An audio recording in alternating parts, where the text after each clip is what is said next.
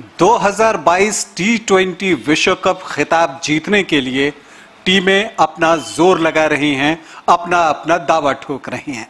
इन सब के बीच ये जानने की उत्सुकता बहुत सारे लोगों में है कि टीम इंडिया का दावा कितना मजबूत है। नमस्कार, आप देख रहे हैं न्यूज बाइस्कोप और मैं हूं राकेश रंजन। 2007 में जो पहला टी20 विश्व कप दक्षिण अफ्रीका में हुआ था, उस वक्त भारत ने वो विश्व कप जीता था। तो जो पहला चैंपियन था वो भारत ही था। महेंद्र सिंह धोनी की कप्तानी में वो खिताब भारत के नाम हुआ था। लेकिन वहां से जो ये कारवां शुरू हुआ, जो कि अब पहुंच गया है ऑस्ट्रेलिया, और यहां पर कौन सी टीम चैंपियन हो सकती है, इसे लेकर सबके मन में एक जिज्ञासा है। जो भारतीय टीम चुनी गई है, जो जसप्रीत बुमराह के बिना जो भारत की टीम है, क्या उसमें इतना दमखम है कि वो विश्व कप का खिताब जीते? तो इस पर हम गौर करें। उससे पहले आपको बता दें कि जो 2007 में टी20 विश्व कप भारत ने जीता था, उस टीम में भी रोहित शर्मा थे और दिनेश कार्तिक भी थे। आज वही रोहित शर्मा भारतीय टीम की कप्तानी कर रहे हैं 15 साल के बाद, और उनके सामने सबसे बड़ी चुनौती वही है कि वो 2007 का इतिहास दोहराएं।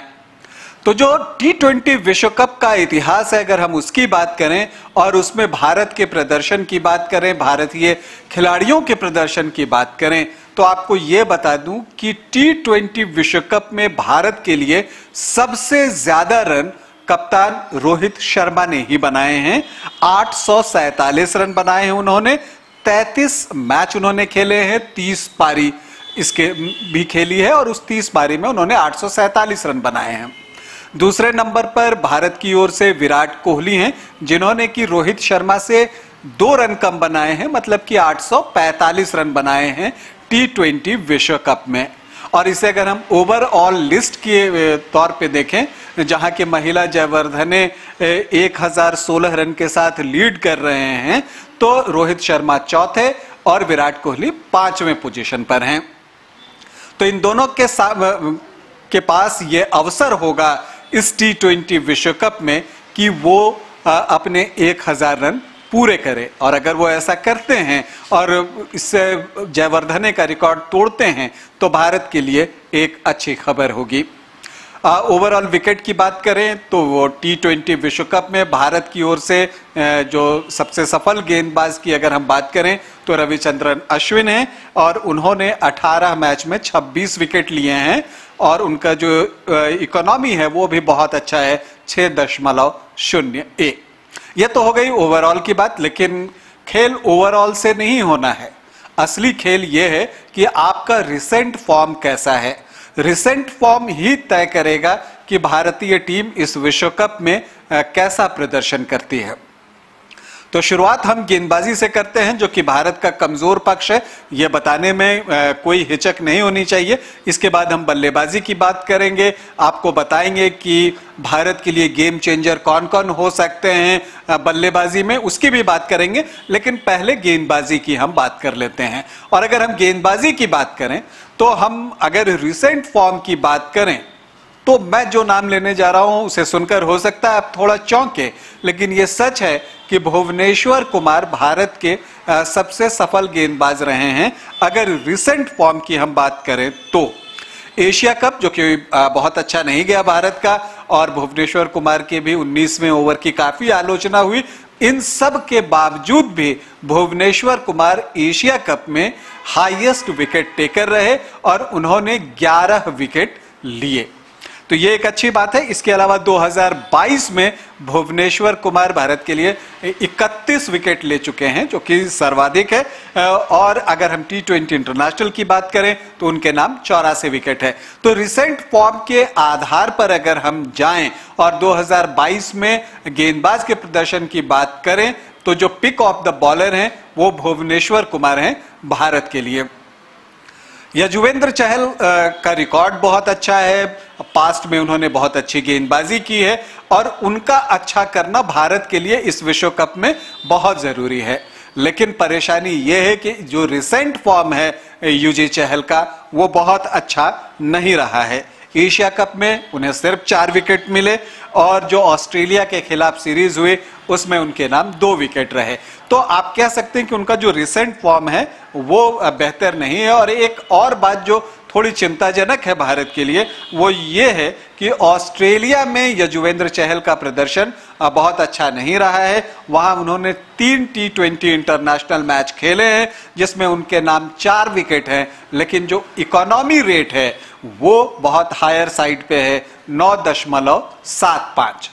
तो अगर आप इस तरह से देखें तो यजुवेंद्र चहल के लिए बहुत अच्छी खबर नहीं है रिकॉर्ड्स के लिहाज से, अगर 2022 के हम फॉर्म की बात करें। और यह भारत के लिए भी चिंता की बात है क्योंकि यजुवेंद्र चहल भारत के नंबर 1 स्पिनर हैं T20 क्रिकेट में। तो क्या ऐसी स्थिति में ये हो सकता है कि कप्तान रोहित शर्मा रविचंद्रन अश्विन की तरफ जाएं पहले स्पिनर के तौर पे?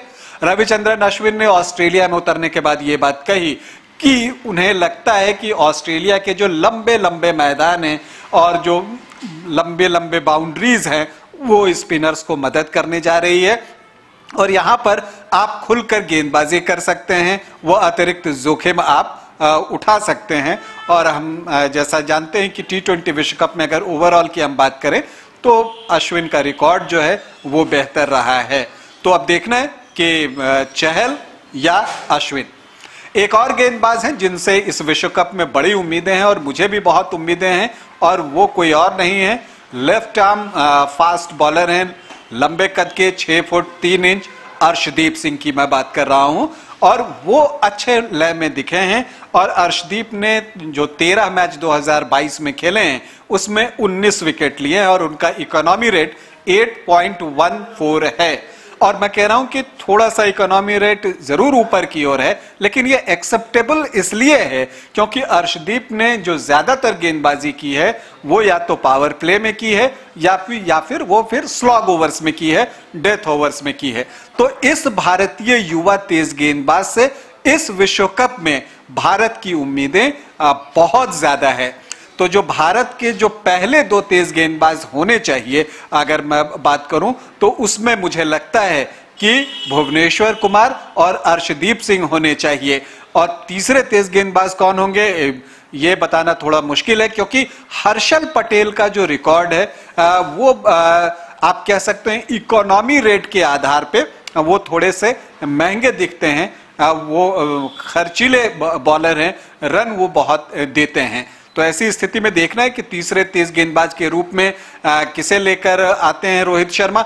एक बात असल में यह है कि आपको एक ऐसा गेंदबाज तीसरा चाहिए जो थोड़ी बहुत बल्लेबाजी भी कर ले। और जहां तक शमी की बात है तो शमी 2021 में जो उन्होंने T20 वर्ल्ड कप खेला था उसके बाद से कोई मैच नहीं खेला है, तो 2022 में T20 में उनके लिए बहुत कुछ नहीं है और उनका कोई विकेट भी नहीं है। तो इस तरह से देखें तो इसके अलावा अगर जो सपोर्टिव बॉलर के रूप में आएंगे तो हार्दिक पांड्या आएंगे, लेकिन हार्दिक पांड्या के साथ भी बात है कि ऑस्ट्रेलिया में उनका इकोनॉमी रेट जो है वो बहुत ही ज्यादा है और वो ऑलमोस्ट 11 रन पर ओवर है, मतलब 11 रन प्रति ओवर है, जो कि बहुत ही हायर साइड पे है। तो गेंदबाजी भारत के लिए बड़ी समस्या है, लेकिन फिर भी अगर हम ओवरऑल देखें तो भुवनेश्वर कुमार, अर्शदीप से ज्यादा उम्मीदें हैं। अब चहल, अश्विन, हर्षल, इन सारे गेंदबाजों को जो है एक कंबाइंड टीम के रूप में, एक कॉम्बिनेशन के रूप में एफर्ट डालना होगा ताकि सही लाइन और लेंथ के साथ गेंदबाजी करनी होगी और स्पिनर्स को फ्लाइट पे अपना वेरिएशन जो होता है, जो भी आप वेरिएशंस दिखा सकते हैं वो सब दिखाना होगा, तभी भारत के लिए गेंदबाजी में संभावना बनती दिख रही है। अर्शदीप और भुवनेश्वर के अलावा अगर हम बात करें और डेथ ओवर्स में भारत की गेंदबाजी कैसी होती है उस पर भी विश्व कप में भारत की संभावनाएं जो हैं वो बहुत हद तक निर्भर करेंगी। अब बात बल्लेबाजी की, तो भाई बल्लेबाजी में भारत के बल्ले बल्ले हैं। सारे बल्लेबाज ऑलमोस्ट आप कह सकते हैं कि लय में हैं, भले हमें लगते नहीं, लेकिन अगर हम देखें रिकॉर्ड्स की ओर देखें, 2022 में उनके प्रदर्शन की बात करें तो सभी आपको लय में दिखेंगे।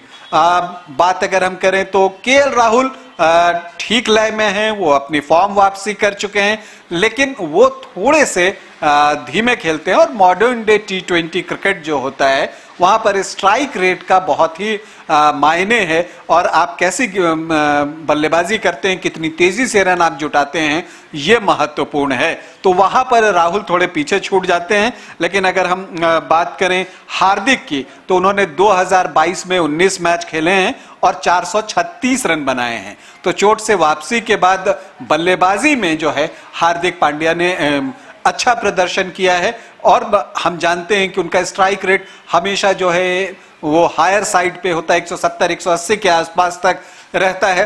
तो वो एक गेम चेंजर साबित हो सकते हैं बल्लेबाजी में। तो जो दिन होगा उनका हार्दिक पांड्या का, उस दिन विशेष पर उनके सामने किसी भी टीम को खड़ा रहने में दिक्कत होगी। और ऑस्ट्रेलिया में भी जो उनका स्ट्राइक रेट है वो 156 का है, तो वो भी बहुत अच्छा है। तो ये हो गए हार्दिक पांड्या।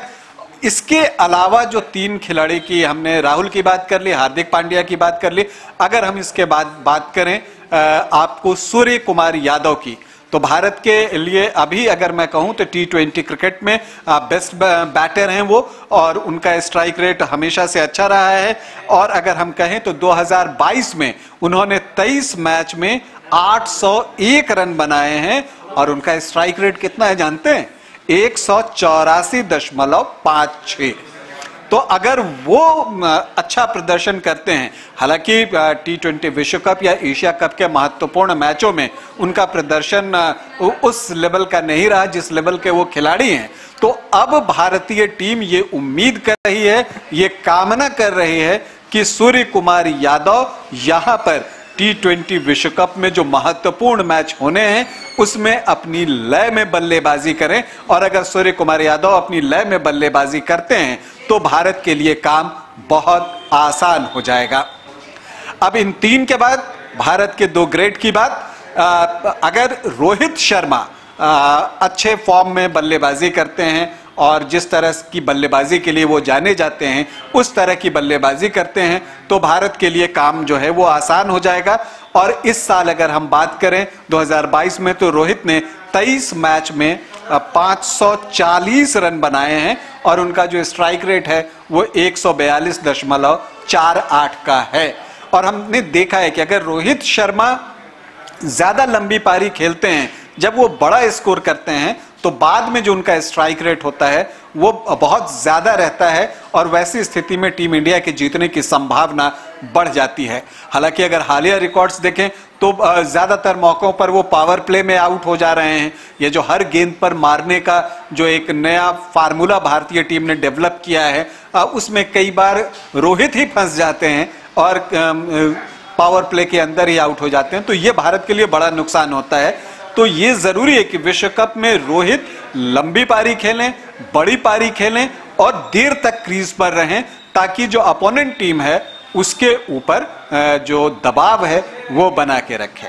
और लास्ट में बात उसकी जिनका नाम है कोहली, जो कि अपने बल पे प्रदर्शन के बल पे विराट बने हुए हैं। और विराट कोहली की अगर हम बात करें तो 2022 में उन्होंने 14 मैच में 485 रन बनाए हैं, और उनका जो स्ट्राइक रेट है वो 139.36 का है। तो अगर कोहली अच्छा प्रदर्शन कर जाते हैं तो भारत के लिए ये बहुत बड़ा प्लस पॉइंट होगा। कोहली, रोहित, हार्दिक और सूर्य कुमार यादव, साथ में राहुल। तो अगर जो बल्लेबाजी आप देखेंगे, ये जो 5 बल्लेबाज आपको दिख रहे हैं, अगर ये अपनी लय में बल्लेबाजी करें, और इसमें अगर हम दिनेश कार्तिक को एज ए फिनिशर जोड़ लेते हैं, तो ये जो 6 बल्लेबाज हैं अगर अपनी लय में बल्लेबाजी करें, तो जो इनका दिन होगा उस दिन किसी टीम को इनके सामने खड़ा होना मुश्किल होगा। तो अब देखना, इसके अलावा मैं आपको बता दूं कि विराट कोहली 2014 और 2016 एकमात्र ऐसे खिलाड़ी हैं जो टी20 विश्व कप के 2 संस्करण में प्लेयर ऑफ द टूर्नामेंट बने हैं। तो अब हम उम्मीद करते हैं कि इस बार भी कुछ वैसा ही हो, और अगर ऐसा होता है तो भारत के लिए जीत की संभावना उतनी ही बढ़ जाएगी। तो भारत का जो मजबूत पक्ष है वो है बल्लेबाजी, कमजोर पक्ष जो है वो है गेंदबाजी। लेकिन ऑस्ट्रेलियाई पिचेस जैसी हैं, उसमें बल्लेबाजी करना थोड़ा चुनौतीपूर्ण है, गेंदबाजी करना वहां तेज गेंदबाजों के लिए थोड़ा आसान है, स्पिनर्स के लिए थोड़ा मुश्किल है। तो ये जो आप कह सकते हैं कि विरोधाभास है, इसके बीच भारतीय टीम किस तरह से सामंजस्य बिठाती है ऑस्ट्रेलिया में, यह देखना दिलचस्प होगा। इसके अलावा एक और चीज की जो मैं बात करूंगा वो है फील्डिंग की, और फील्डिंग में सुधार बहुत जरूरी है। रिसेंट फॉर्म्स की हम बात कर रहे हैं तो रिसेंट समय में अगर हम भारतीय टीम की फील्डिंग देखें तो वो कहीं से भी उस लेवल की नहीं रही है जिस स्तर पे भारतीय फील्डर्स क्षेत्र रक्षण करने के लिए जाने जाते हैं। तो ये जरूरी है कि भारत जो है वो फील्डिंग अच्छा करे, क्योंकि आप हम सभी जानते हैं कि अगर आप अच्छी फील्डिंग करते हैं तो आप बल्लेबाज पर भी दबाव बनाते हैं, अपने गेंदबाज की मदद करते हैं, और एक तरह से कह सकते हैं कि अपने टीम के लिए इस तरह से मतलब अप्रत्यक्ष रूप से आप स्कोर भी करते हैं। तो फील्डिंग एक क्षेत्र है जहां भारत को बहुत सुधार करने की जरूरत है। और अगर ये सब कुछ ठीक रहा और जैसे जैसे खिलाड़ी भारतीय टीम में हैं और लेडी लक अगर भारतीय टीम पर मुस्कुरा दे तो भारत 15 साल बाद इतिहास दोहरा सकता है, विश्व कप भारत के नाम हो सकता है। अभी के लिए इतना ही। विश्व कप पर हमारी और आपकी बातचीत इसी तरह से चलती रहेगी समय समय पर। बस आप देखते रहिए न्यूज़ बाइस्कोप। नमस्कार।